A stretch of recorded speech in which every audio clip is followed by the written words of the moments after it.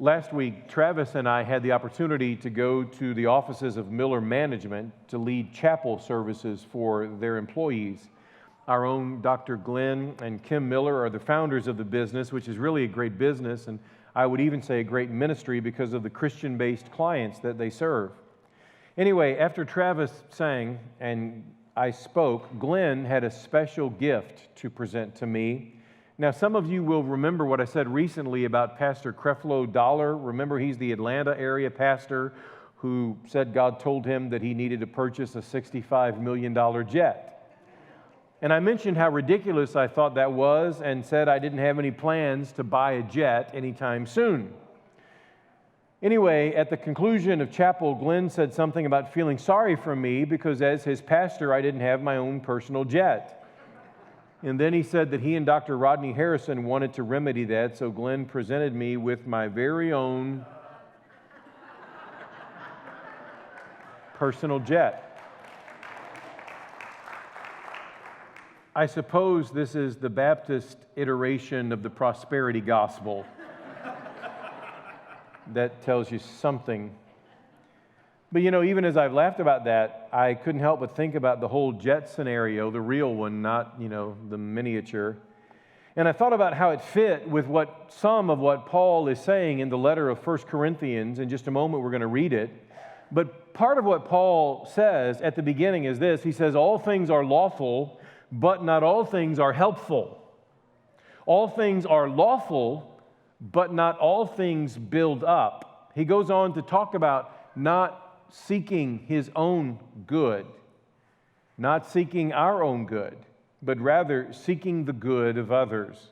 My point in bringing that up and bringing up the jet is to say that what Paul is talking about here, I believe, is a helpful grid through which to look in order to see whether a jet is necessary or not, or whether a lot of other things would be necessary or not. I can't say that owning a jet is sinful. There's not a chapter and verse for that says if you're a local church pastor, you ought not own a jet. But in the context about which we've been speaking, is it really helpful? In other words, in that context, does it really build up others? In other words, is it a demonstration of not seeking good for oneself, but rather seeking the good of others? I'll let you think that through, but again, I would say that I think life needs to be balanced. Even as I was writing this past week, I was reminded that my pastor growing up had a plane. He and another pastor both had their pilot's license, and as I understood it at the time, they co-owned a plane together. I don't know what it cost, and I really don't care, and I'm not saying that just because I knew him. I'm saying it because I know that it was more reasonable than a $65 million jet, and I also know they actually used the plane not only for recreational purposes, but for ministry too. I can guarantee it was not excessive in the sense that Creflo's plane was. But then I know there's a danger, even as I say that, in making comparisons. I think the question we have to ask is this helpful? And even as I say that, I know everything is relative. Since moving here, I've not owned a plane, but I've driven a couple of Mustangs and a few Jeeps. I don't drive a Rolls Royce, right? But to the person that could only afford a bicycle and can't afford a car, in his mind, a Jeep might be just as excessive as a $65 million jet. Who knows?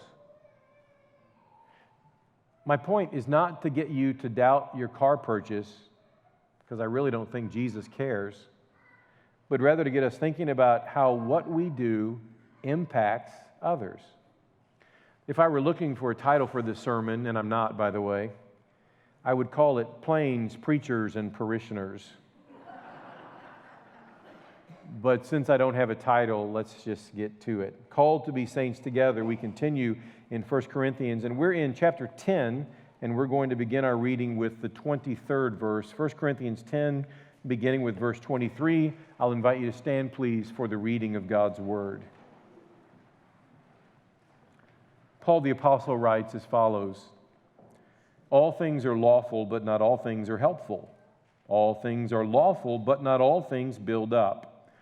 Let no one seek his own good, but the good of his neighbor. Eat whatever is sold in the meat market without raising any question on the ground of conscience. For the earth is the Lord's and the fullness thereof. If one of the unbelievers invites you to dinner and you are disposed to go, eat whatever is set before you without raising any question on the ground of conscience. But if someone says to you, this has been offered in sacrifice, then do not eat it for the sake of the one who informed you and for the sake of conscience. I do not mean your conscience, but his. For why should my liberty be determined by someone else's conscience? If I partake with thankfulness, why am I denounced because of that for which I give thanks? So whether you eat or drink or whatever you do all to the glory of God. Give no offense to Jews or to Greeks or to the church of God, just as I try to please everyone in everything I do, not seeking my own advantage, but that of many, that they may be saved. Be imitators of me as I am of Christ. Thank you so much. You may be seated. Paul now draws together material from the 3 previous chapters. He's stressing the reality of Christian freedom. It's a big deal. It's important, and he stresses that. He begins by quoting the popular phrase or mantra of the Corinthians, all things are lawful. All things are lawful. So what do we learn from this biblical text? Well, first of all, let me encourage you, be free, but be careful. Be free, but be careful. We get that from verse 23 all the way through verse 30. Paul is stressing to the Corinthians that it is, in fact, important to seek the good of others, look out for others. So what exactly is the scenario that plays out in Paul's writing here? Pay close attention as we move through this together, because if we're not careful, it will seem as if Paul is not speaking with clarity. It's as if we think Paul says one thing and then sort of turns around and says something else. And do you know why that's the case? Because he does. But he does so because he's ultimately dealing with 2 different situations. Remember, Paul had written earlier about food that had been utilized in idolatry. Here, it's as if he's saying, relax. Relax, would you? It's not all on you. Don't worry about finding the origin of what you're eating that's come from the meat market. Just sit back and catch your breath. The world's not on your shoulders. He mentions eating whatever is sold in the market without raising any question on the ground of conscience. But this scenario is connected with those who are unbelievers. Look at verse 27. Paul says, if one of the unbelievers invites you, Paul recognizes the importance of not allowing an offer from an unbeliever to in any way cause you to reject what they're offering you and offending them in the process. Again, we don't have a replica scenario to dissect in our current culture. I doubt that any of your friends have ever invited you over for grilled burgers made out of meat sacrificed to idols. If they have, I probably wouldn't want to eat it, but that's a story for another day because it's just weird in today's culture, right? So what do? We have to deal with this in terms of principles. Some of you might remember my brief diatribe about this sort of thing. I mentioned my friend who was berating my choice of coffee because of the coffee company's liberal leanings, and he was berating my coffee. Remember, I told you he was making fun of my coffee choices while standing in clothing made in a sweatshop in China, smoking a cigar made by people who had broken their backs in Nicaragua, and driving a car that's made by a company that very likely stands against everything we Christians stand for. And then I'm pretty sure I said something negative about Folgers. You guys remember? I really do believe that I get the heart of what Paul said, what we've studied earlier, as well as what I think he's saying here. It's not that we shouldn't be conscious about what's good or what's bad in our world, but the truth of the matter is you and I can't keep track of all of it anyway. How could we do that? Now, I know you can sometimes, but you don't know. You don't know if the appliances in your home, you don't know if the parts that comprise the appliances in your home were produced by a company that shares your values, do you? But I mean, if you do, great, then purchase accordingly. But if not, don't worry about it. Just breathe, would you? In fact, a friend of mine here, after that sermon, sent me some coffee that's really good. I talked about coffee, and I had a few people that brought me coffee. I'm going to start talking about Mercedes-Benz pretty soon, man. And anyway, the coffee is made by a pro-life coffee company. It's called 7 Weeks Coffee. It's named 7 Weeks Coffee because at 7 weeks of development, a baby is about the size of a coffee bean, and for the first time, a heartbeat is clearly detectable. They donate 10% of their sales to pregnancy care centers, and the coffee, for the record, is outstanding. So check it out, 7weekscoffee.com. It's good. So the point is, when you can utilize products that share your values, by all means, you ought to do that. That's great.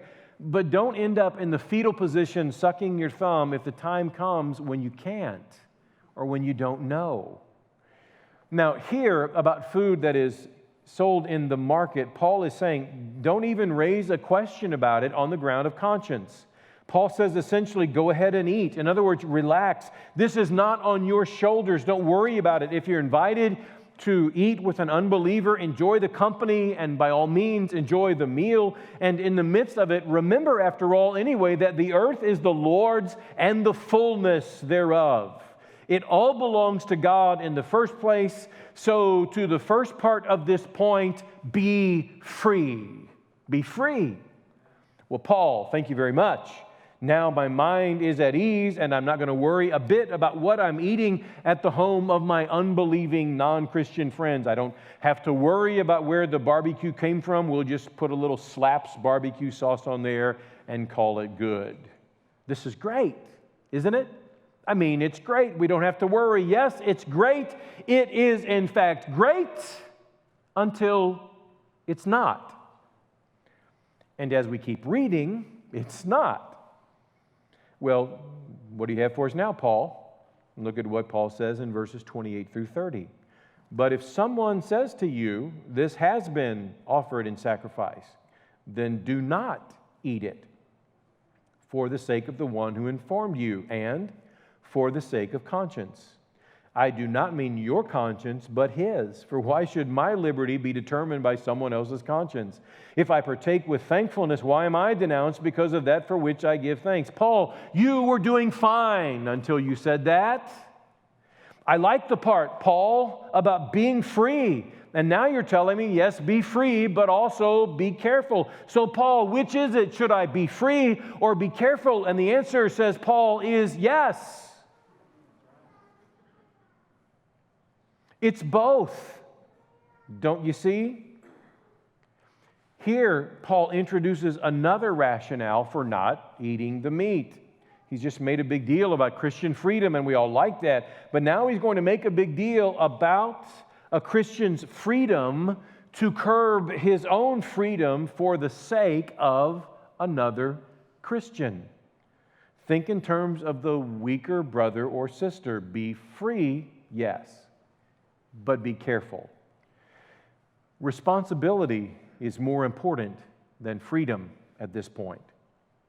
My responsibility to avoid harming the conscience of the weaker brother is more important than my freedom to do what I might want to do. Now, look again at verses 29 through 30. Paul basically says, I don't make up my mind just based on what other people will think, but I'm willing to consider what they think is right if that will help me continue to edify them. We can't, the truth is, we cannot really offer thanks for some food or offer gratitude for some activity if our participation in it causes someone else, namely, in this case, a believer, to stumble. So where do you land? Here's the question. Do you eat the meat or not? Do you eat the meat or not? Here's the answer. It depends. It does. It depends. Now, let me hasten to say what I've said before. No big surprise, I actually do believe what I say, so I'm going to say it again. I realize there are gray areas in life, and I have said for years, and I still believe this, there's a lot more black and white in life than what a lot of people want to admit. But the truth of the matter is, please hear me, there are some areas in life that are gray. But in this instance, Paul says, yeah, this is gray. So be free, but be responsible.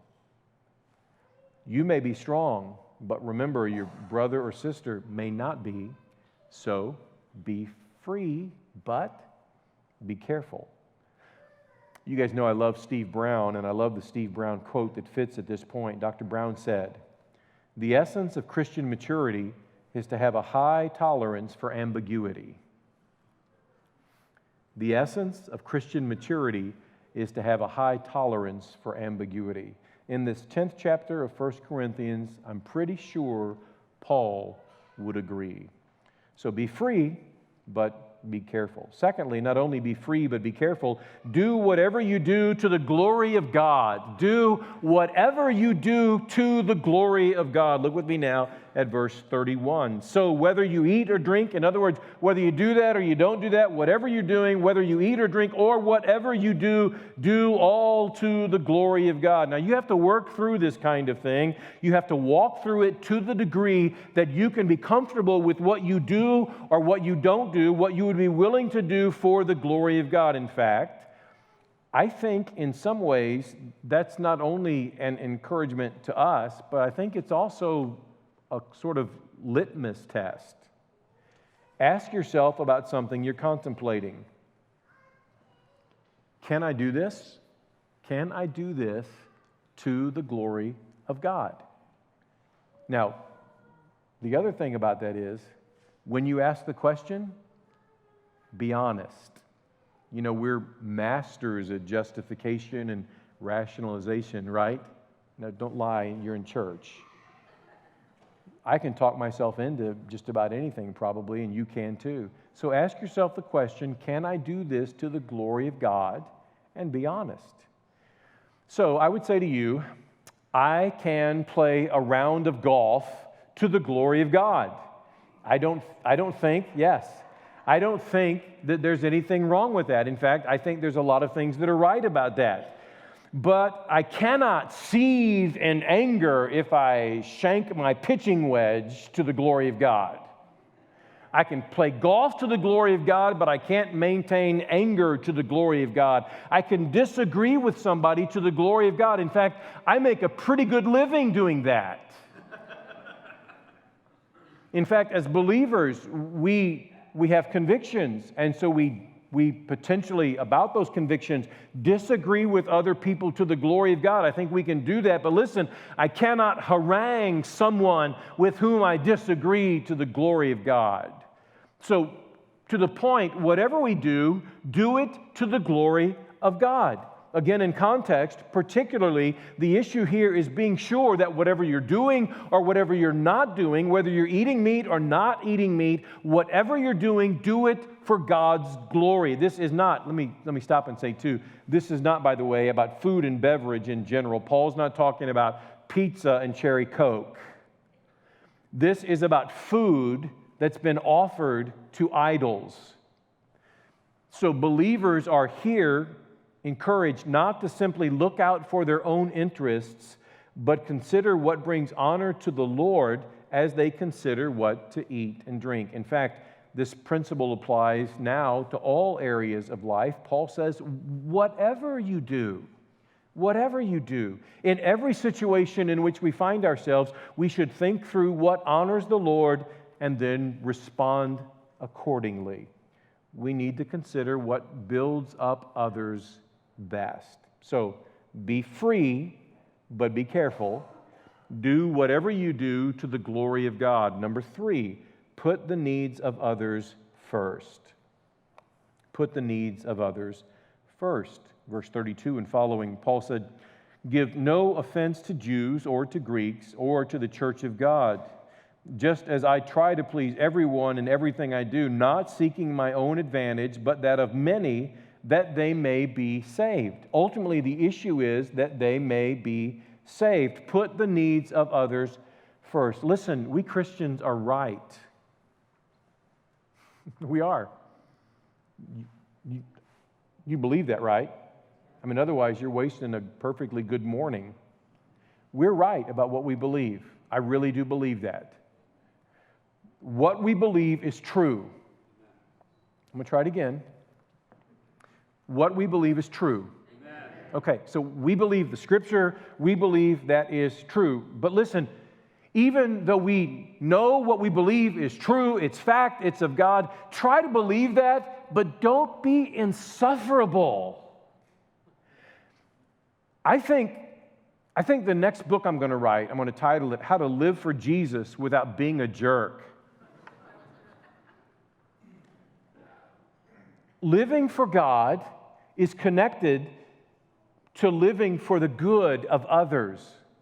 The point is, we should do whatever we can. We should do whatever we can to keep other people from stumbling.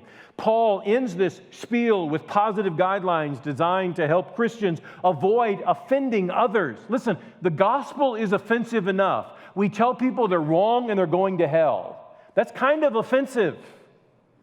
So don't add our own sort of offense to it, right? Paul says, let's not offend the Jews, and let's not offend the Greeks, and let's not offend the church of God. You see, listen to me. The bigger issue is not about us getting our way. It's about the gospel getting its way in the hearts of people. Amen. That's the big deal. You guys ever read the Facebook page, Keeping Kearney Informed?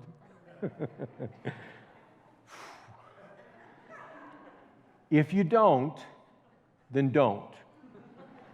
But if you do, you better have some antacid tablets close at hand. People on that page are crazy. So here's my point.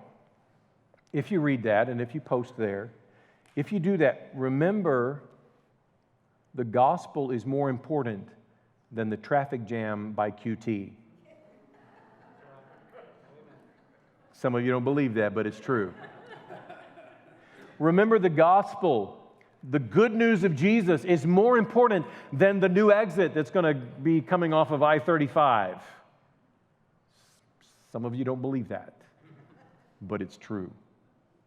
The gospel, man, this is hard. The gospel is even more important than the price of gasoline under the current administration. Oh, Pastor, you were doing fine on those first two. But then you had to quit preaching and go to meddling, right? Now listen, I'm not saying that we shouldn't talk about those things, and I'm certainly not saying that we cannot talk about those things. I think we can and we should, but just be careful how we do it. Don't make those things out to be a bigger deal than God Himself.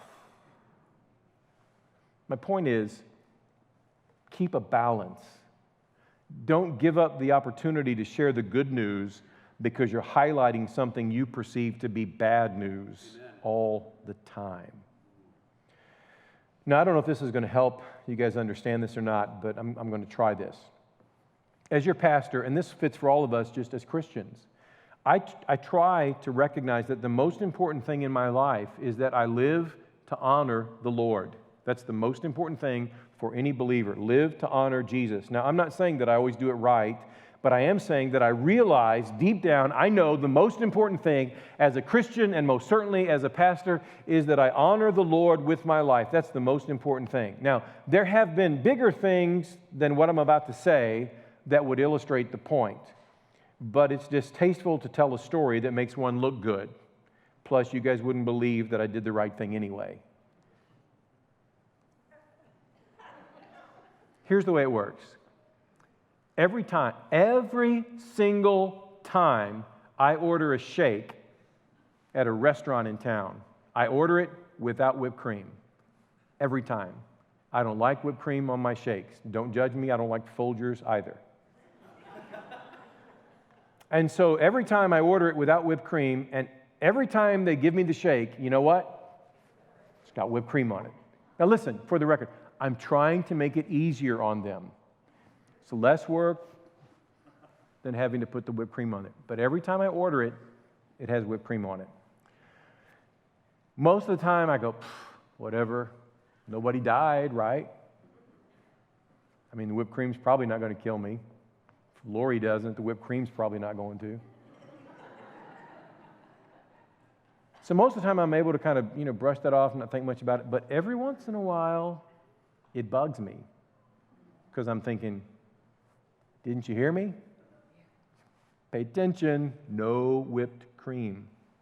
Most of the time, I go home and I, just kind of fling the whipped cream off, no big deal. But do you know what I say every single time they put whipped cream when I don't order whipped cream? Do you know what I say? Nothing. Nothing. Absolutely nothing. You know why? Because that kid that hands me that shake through the window might have seen me in a tie at some point on a Sunday and might think I'm a Christian. And it's not worth all the shakes in the world to do something that would cause someone to look unfavorably on me as a Christian, and by connection, look unfavorably on the gospel. It's just not worth it. So do whatever you do to the glory of God. Be free, but be careful. Do whatever you do to the glory of God. Put the needs of others first. Fourthly and finally, be like Jesus. Be like Jesus. Chapter 11, verse 1. This, by the way, is one of those places it would have been better to ignore the chapter heading here. Be imitators of me as I am of Christ. That goes with what Paul has just said in chapter 10. Be imitators of me as I am of Christ. Be like Jesus. Now, the truth is, we really don't talk much or maybe even think much about our sins. I mean, the real ones. You know what I'm talking about?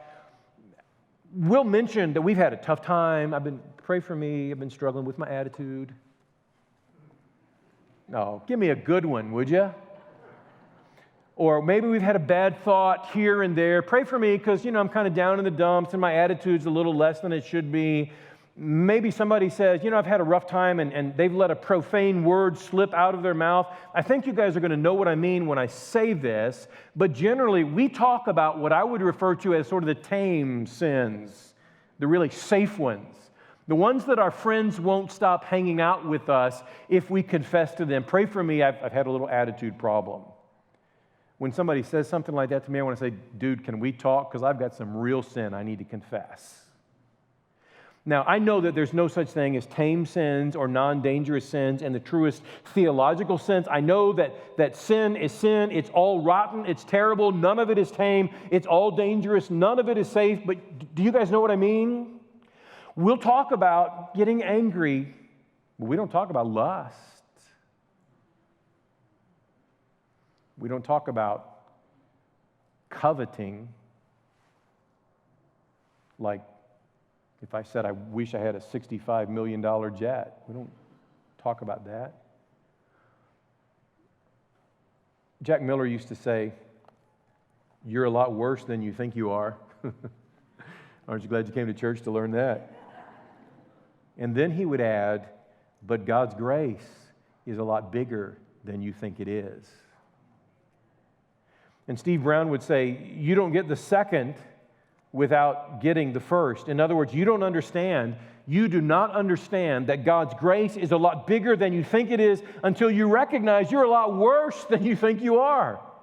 He further will note there is a direct correlation between how deeply you get the first, that is, you're a lot worse than you think you are. There's a direct correlation between how deeply you get the first and how free you become with the second. God's grace is a lot bigger than you think it is. And here's the good news. Indeed, it is.